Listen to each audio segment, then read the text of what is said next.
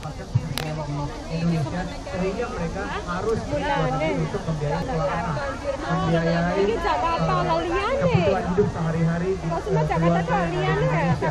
Dan kalau kita tidak bekerja ke luar negeri, apa yang akan kita lakukan? Begitu? Nah, jadi apa yang diinginkan oleh baru kali ini ya Sak Dunia ya. Sak Dunia ini baru kali ini ya. Beliau mengatakan bahwa beliau ingin menjaga kedaulatan bangsa dan juga membawa marwah atau harga diri bangsa Indonesia di luar negeri. Dan kita ingin melindungi teman-teman yang di luar negeri. Contohnya sudah terbukti dengan adanya kasus Luhut Binsar karena kan dia pikirannya kasus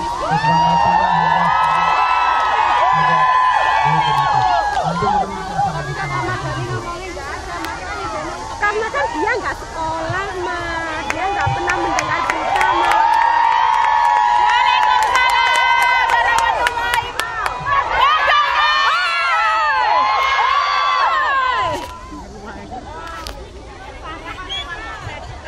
Ada 3 pertanyaan untuk Bapak Jokowi dan JK. Salam 2 jari dulu dong. Yang pertama bahwa Bapak Jokowi dan JK menempatkan manusia dan masyarakat Indonesia sebagai puncak dan pekerja pembangunan. Indonesia harus mempunyai banyak dosis melalui pendidikan, melalui kesehatan, sehingga mau jadi apapun termasuk jadi TKI kita akan dukung. Di dalam menuju kemakmuran tersebut, Pak JK dan Jokowi meminta supaya pertumbuhan penting, tetapi pemerataan nomor 2. Bahwa di dalam pertumbuhan ekonomi dengan pemerataan, maka kemakmuran akan diciptakan sehingga sektor pertanian harus dimajukan. Dalam sektor pertanian itulah ibu-ibu teman-teman semua berasal dari sana. Dan kalau pertanian maju, maka ibu-ibu TKI dan juga teman-teman TKI juga akan mempunyai pilihan. Aku mau ke Hong Kong atau mau tetap di Indonesia. Di dalam visi misi Pak Jokowi dan JK ada 10 program pemberdayaan TKI. Salah satunya adalah perbaikan undang-undang PPTKILN dengan memperkuat perlindungan. Kedua, negara harus hadir mulai dari pusat sampai ke desa dalam mengurusi TKI semuanya. Yang ketiga, bahwa para TKI keluarganya juga harus lulus, bukan hanya ada pendidikan, ada penguatan kapasitas untuk keluarga dan TKI. Yang berikutnya, teman-teman setuju nggak undang-undang PPRT, perlindungan pembantu rumah tangga di Indonesia? Itu yang akan dijadikan oleh Pak Jokowi JK komitmen, bukan hanya di luar negeri, di dalam negeri pun para bangsa dan tenaga rumah tangga di Indonesia harus dilindungi juga. Perlindungan pembantu rumah tangga atau pelaksana tata rumah tangga harus dimulai dari keluarga para TKI sendiri, tetapi kelembagaan juga harus diperbaiki. Buat TKI jangan hanya mengkomoditisasikan para TKI, tapi pemberdayaan.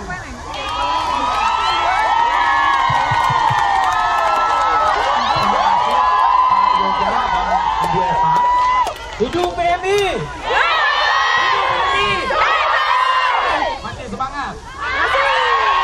Ya, barusan kita sudah mendengarkan paparan dari Pak Yoga dan Bu Epa.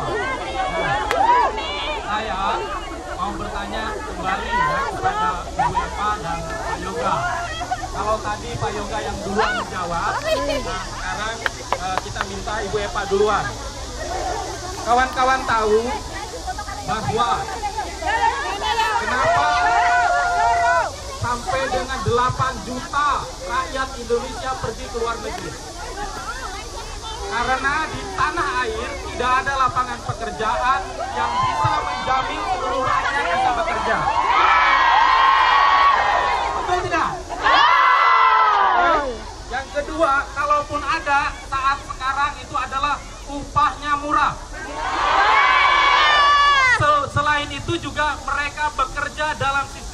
kontrak jangka pendek dan outsourcing.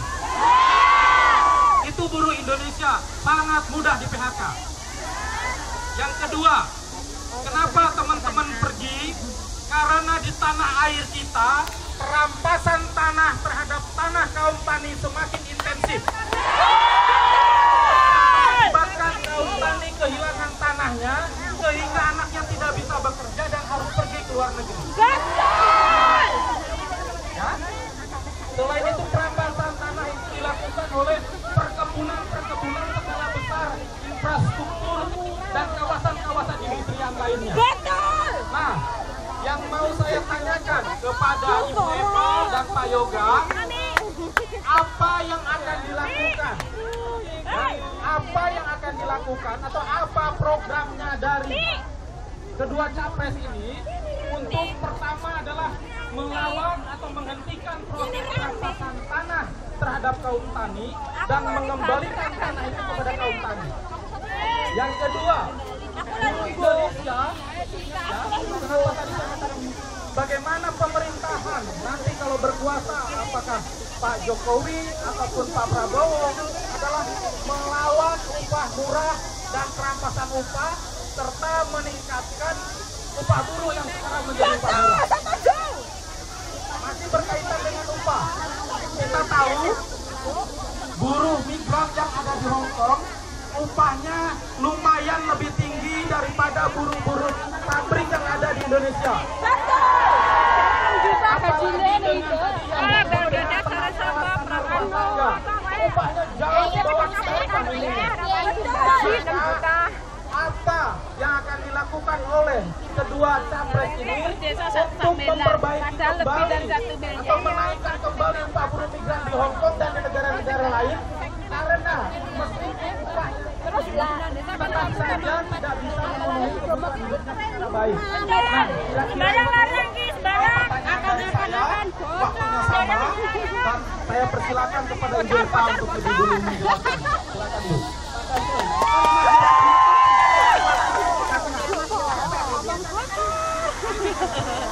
Baik, yang pertama bahwa jangan lupa Pak Jokowi satu-satunya gubernur yang menaikkan upah 40%.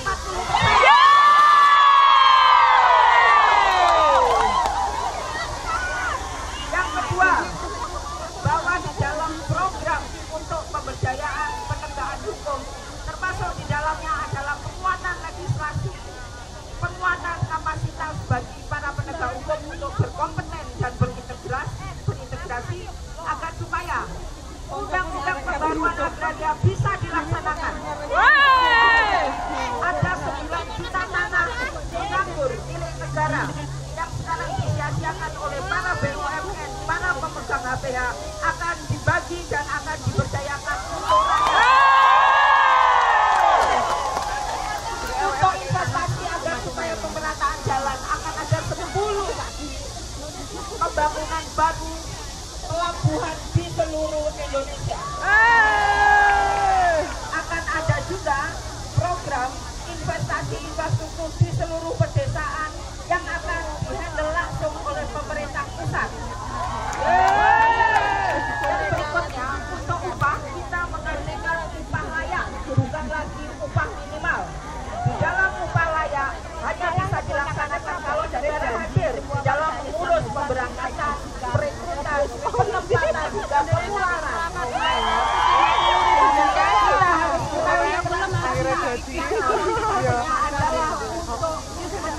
Iya, janjinya manis-manis. Itu tekan burine makan ekan. Iya, akan menggaji jika kita duwe sekali. Usaha Ini Eva Sundari ini amanat undang-undang PPTKI. Dan jika di dalam diskusi itu termasuk harus juga mengintegrasikan minimum wage, termasuk hak-hak dari rakyat yang ada di Indonesia tetapi bekerja di luar negeri, termasuk hak untuk berkomunikasi dengan keluarga. Minimal dalam satu minggu harus berapa liburnya dan berapa jam dalam sehari dia harus bekerja dan mendapatkan istirahat. Tidak boleh ada lagi pemberangkatan TKI seperti yang nyontek. Terus heran nih kak.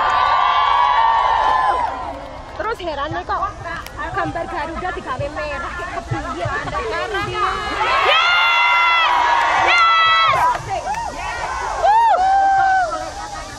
Negara yaitu Pemda termasuk pemerintah Itu mengganti Garuda untuk salah melanggar Indonesia. Nggak menghormati proklamator. Baik, Pak, disudahi dulu. Mungkin nanti kalau ada kebijakan dari panitia bisa menjelaskan lagi nanti. Oke, sekarang ke Pak Yoga. Saya persilakan, Pak. Menghina Jokowi nggak ada saking gawe. Semuanya Itu bahwa teman-teman yang di luar negeri ini bekerja itu adalah by force, bukannya by choice. Jadi karena tidak ada pekerjaan yang ada di kampungnya, yang ada di daerah asal misalnya, kita harus bekerja di luar negeri, ya. Nah, tapi yang sudah bekerja di luar negeri itu gimana? Ada sekitar 8 juta.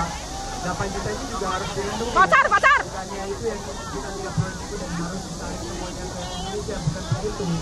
Yang diinginkan adalah kita ingin supaya teman-teman di luar negeri itu dilindungi dengan sebaik-baiknya. Ora dirungokno. Janjine wis janji terasi. Balik ke Indonesia karena tidak ada pekerjaan, ya kan? Pacar.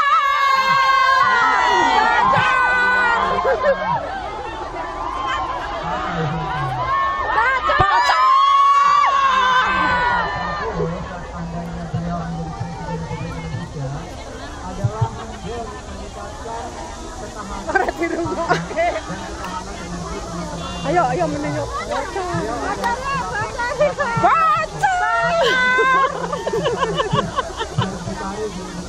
Ada 2 juta lahan.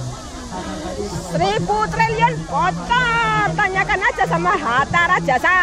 Bagaimana pembagiannya? Tapi menurut Bapak Prabowo ada 2 juta lahan yang ada di Mana ada?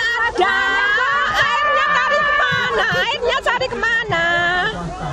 Dan yang kita inginkan adalah perusahaan-perusahaan Jokowi. supaya Jokowi. saling menghargai ya, saling menghargai. Indonesia. Ora diru. Ora dicapai iki. Bocor. Dan teman-teman itu bisa bekerja dan bisa mendapat pekerjaan yang lain di desanya sendiri. Nah, yang kedua mengenai perlindungan. Kita perlu ingat bahwa Undang-Undang Nomor 39 Tahun 2004 itu disahkan pada masa Ibu Megawati Soekarno Putri. Ya. Dan itu yang mengamankan berbagai macam hal-hal yang memberatkan untuk kita saat ini. Kita paling iki mulai ke Hongkong pindah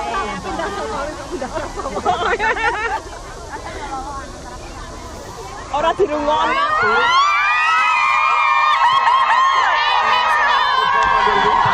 Aja nyetok. Saling menghargai ya, saling menghargai ya. Saling menghargai. Apa nyene dhewe kan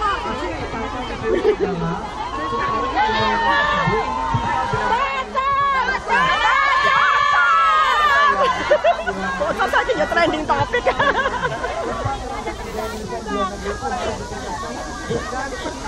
Kok ora takut